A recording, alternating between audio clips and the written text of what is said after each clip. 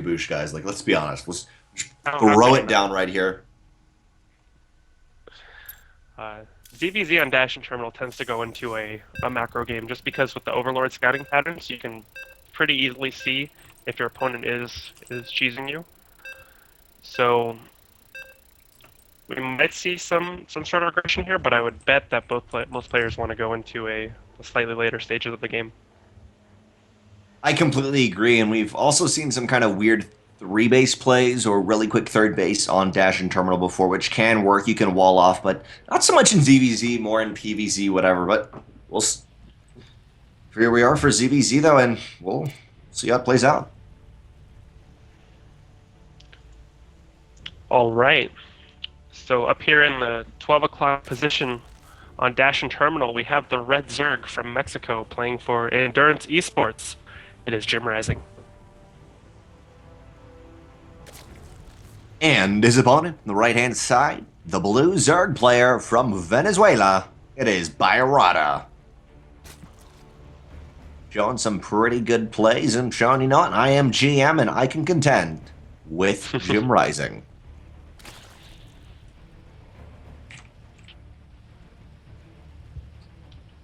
As you said, not that many predictions on this map, but I feel like the biggest thing to come down is obviously you can see these overlords coming across each other, and it takes actually I don't know on Heart of the Storm. I know in Legacy of the Void. We'll say like about 2 minutes, whatever, for this first overlord to get to the other side, and with that you can get some very nice scouts and just essentially 100% what's going on.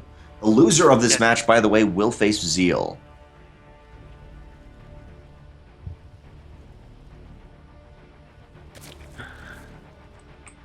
some chat banter. Someone confusing Zeal for State. Classic mistake. Zeal for what? Oh wait, that was For, State. for, for State. That's actually funny because I've seen that before. I've seen things like that before, and there's two players like I don't know why they're that hard, but evidently they are.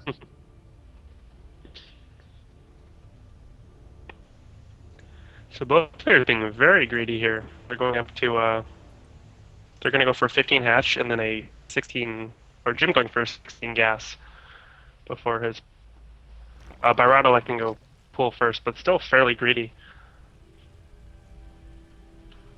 Probably a product of being able to scout With that relatively early easily. scout, Hmm. definitely with that early scout, you can kind of verify, okay, cool, you're not doing anything like that, and so that does help out in these situations, especially in game three of a best of three, 1-1. It's getting a little dicey. Yeah.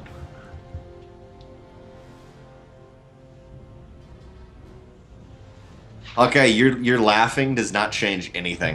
Nope. Hawkeye. I just always hear him laugh. Like I was saying, I'm always kind of it's a perfect thing to talk about because I'm always like, wait, am I funny or is he just like laugh at everything I say? What you really need is a little meter in like the chat and be like, currently we like him, currently we don't. Yeah, it's like going back and forth. Whatever the current opinion is of the DrennoC and the Kaboosh, more so the Kaboosh and the DrennoC. Hawkeye's just a giggly green. He laughs at everything. Don't don't flatter yourself, DrennoC. Oh, wow. I totally was flattering myself, so we'll have to see how that actually goes down. JimRising starting off with that metabolic boost. Well, up, oh, Kaboosh, are you gone? Kaboosh, are you there? No, I'm here. Oh, okay, your video went off, and I was like, oh no, Huh? Kaboosh is gone. Yeah, I don't know what's up with Skype. It keeps uh, turning off my webcam, but It just doesn't want us to see you, man. It's just it no. knows, it knows. Yeah. The first Hawkeye said, larger. Go ahead. Go ahead. No, go for it. Instead of, I just need to see what the straw poll in chat is. All right, guys, thanks so much for tuning in. But here we are in the game three of this ZVZ. ByRada making the first larger decision. It will be Baneling Nest versus the Roachworn of JimRising. And honestly, I prefer the Baneling Nest only because generally we do see meters off the back of that. But still, if the Roachworn, if that pushes strong enough, it can wreck Zergs on this map. We'll have to see, though, if it's going to be like layer into +1 roaches or more of just kind of, okay, I'm going to safety roach it into a third base. Yeah, this kind of makes me think that JimRising wants to be more defensive for now because you can't really push out with a handful of roaches, because they'll just get surrounded by speedlings and then you lose them. But he is being aggressive with these zerglings. Not finding any damage here though, being zoned out by that queen and that spinecrawler. Oh, almost a massive damage there. Oh yeah, you gotta be really careful. Sometimes you just want to A move. Let's be honest, guys. Sometimes it would just be better to A move them and then you get the kill. But there's always that there's that back door into the main base. You got to be really careful about. And I think it would be best for ByRada right here just to park one baneling right there, because we have seen JimRising be a little bit overconfident moving into that. We'll see, though. Looks like that may be the case again here. Here's the Baneling, but one lane sacrifices themselves, and the control of JimRising is fantastic. Off the back of this, JimRising is accumulating a decent amount of roaches, but it's still getting dicey. Desperately, ByRada is trying to push JimRising into these Banelings. So smart. The lane battles are so cool right here, but there, JimRising finally takes the lead and makes a dash into the main. Spots the layer, spots an extra gas going down. Will he get some kills, Kaboosh?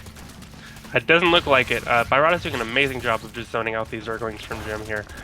It is accomplishing the goal, and Jim is keeping ByRada back at home. He's not going to be able to push out with the early lings, and now Jim has a sizable roach count, and he's just going to push across the map here. And I don't think that ByRada has enough lings to contest these roaches. I completely agree with you, but we'll have to see. Sometimes if you get the beautiful surround, you can do it, but no, there's just way too many roaches, and ByRada recognizes that, pulls back, and at this point you can see... Yeah, I was going to say, like, 4 spines coming down. We see a Roach Warren, but it's at a little bit of a precarious position. You see on the right-hand side that Roach Warren could get sniped if the roaches go around. Doesn't even block off that area since there's no creep to make it block off that back alley. And now the roaches will snipe the spine crawler. Lings desperately are trying to defend the spines. Desperately, ByRada wants to buy himself time. Banelings will impact, but by this time, JimRising Lings heading up into the main of ByRada, and these roaches able to hold in the natural all by themselves. Yes, there's a lot of Banelings, but doing relatively little damage. All the drones in the main will be coming down to this natural, but JimRising kind of has it under control. Yeah, the lings in the main are kind of the big story here. They've evacuated all the drones of ByRada. ByRada is still up quite a few drones, however. It's 39 to 29. So if ByRada can hold on here, he's going to be in a great economic position. And it looks like he is going to clean up these roaches here. No real damage going down into the main except for the lost mining time. And I'm really favoring ByRada's position here. At the moment, ByRada is up by 9 workers, almost 10, even though he took a little bit of damage right there. But the Lings of JimRising and the roaches kind of ran in, then ran out. They didn't kill that much. Yes, a lot of spines were forced out by ByRada. Although right now he is looking pretty strong. Lair is in the main. He does have Roach Warren, but JimRising was able to take a third off the back of that, get an Evo chamber up, and also getting Lair himself. It all depends on how long ByRada waits. JimRising just needs to buy himself time and is doing exactly that right here. Keeping ByRada back, but all the Banelings got to be super careful. ByRada's Banelings kind of inadvertently have been phenomenal. At least almost. They've always had the possibility to just annihilate the army. Yeah, we see a much earlier third base here from JimRising. Trying to put on some aggression as well to try to cancel ByRada's third, but it looks like it will get shut down here. Does look like it'll get shut down. Both players now kind of safely, I guess, not safely going to the macro game, but actually JimRising gets a couple links into the main, surprisingly enough. All very low health, but they're going to desperately try to vie for some kills, but so low that even the drones are like, you know, screw you, like, we don't care. The drones are overconfident in the situation. They're drilling claws. It's too good.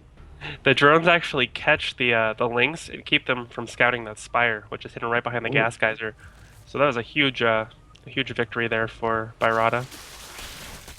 That is a huge victory, guys, and it's currently 1-1. ByRada, maybe he'll take it right here. A Ling Flood coming into the third base and kind of the natural. Roaches desperately trying to get out to deal with it, but some Roaches are caught off guard at this third base. Queen is going to try to save him. Won't quite happen, and JimRising is slowly actually being pushed back. More Lings heading across the map, but there's not quite enough time for ByRada to get any Banelings, so he will have to flee this. All very low health Lings, but I mean, he's really putting the pressure back on JimRising and not allowing him to get into a decent position. Both players are going to be... Actually, not both players going Spire. JimRising still just going Roaches and actually getting Roach Warren. Sorry, getting Roach Speed. Wow, ByRada. Spire's done in about 10 seconds. Kaboosh, do you think he can make it with the Spire alone? It's going to be difficult to hold off this initial Roach push. But I think if he can, he's going to be in a really commanding spot. But there's a ton of Roaches with a +1 timing. And even if the mutas do pop, they have to catch the roaches pretty early, or else they're just gonna kill everything before the slow DPS of the mutas can clean them up. Slow DPS of the mutas may be slow, but roaches can't shoot up is always the terrible thing, and that'd be crazy if roaches could suddenly shoot up. But sadly, the mutas, they expose themselves by going into these overseers. This is beautiful for JimRising. This does buy him just a little bit of time. Ling his counterattack on the left-hand side will, I guess, be going for a mock 4th base, but they will move into the 3rd base, and now JimRising instantly throws down the Hydralisk Den and Spore Crawlers. It may be a little bit too late, though. The Muta Cloud is coming over and supply blocking JimRising a lot. He's got nothing to help these Overlords. No Overlord speed, not even a single Spore. Yeah, if he can get this Spore, it's going to be huge. It's going to force all the Queens to come back. He's actually focusing the Queens down, which is going to do a lot of damage by preventing the injects. But we see ByRada with just a massive worker lead. He's up 13 workers right now. And he's shutting down with all these spines and links. He's shutting down the counter aggression from Jim here. Desperately, he's hoping to keep these mutas back, buying himself time, Jim, that is, to put out some Hydras. 6 Hydras on the way, and +2 missile attack. That will really help the Hydras, and these Roaches actually doing exactly what they need to do. Maybe only killing 1 Roach here, but barely, JimRising is kind of edging himself back into this game, or getting a decent lead at home, though. He's got nothing. Yes, Hydras are coming out, but they will not be able to contest with the ground forces of ByRada. So behind these mutas, ByRada's going into Roach Tech himself. His upgrades are going to be slightly behind that of JimRising, just because he committed to the +1 earlier. And if there ever is a fight, Jim will have 1 more attack than ByRada, which is going to be huge. And Roach vs. Roach especially, the +1 attack makes a huge difference. Definitely doing an eye for an eye now. JimRising saying, "Not you supply blocked me. I got Hydras. I can supply block you." For now, though, they've both kind of sat back and getting into more of a macro game. Still, ByRada's got the mutas out and he's trying to harass as much as he can. Off back of this, taking a 4th base. ByRada, does he have any upgrades for these mutas? He does not. Still, though, they are very good with kind of the map architecture that we see here. It's very hard to get from the 3rd back up into the main if ByRada kind of hit the 3rd and the main again and again. But for now, there's not quite enough mutas. They gotta be really careful. There's a lot of Hydras here in these Hydras. They don't have Hydra speed, but they will have Hydra range relatively soon. These mutas have lost a lot of their value. I mean, they've cleaned up all of the Overlords on the map. They've took away the map vision from JimRising, so they've done their job. But they really won't contribute anything as the game goes on. The Spore and the Queen in the main base will basically zone them out. The game is going to go back into Roach v. Roach Hydra for the most part.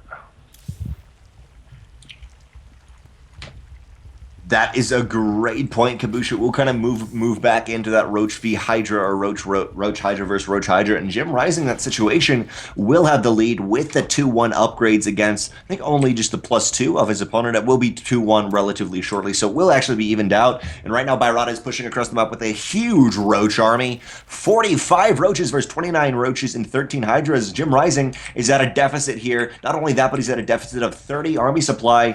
Yes, Hydras have a lot of DPS, but they cannot survive on their own versus that amount of Roaches. We'll see.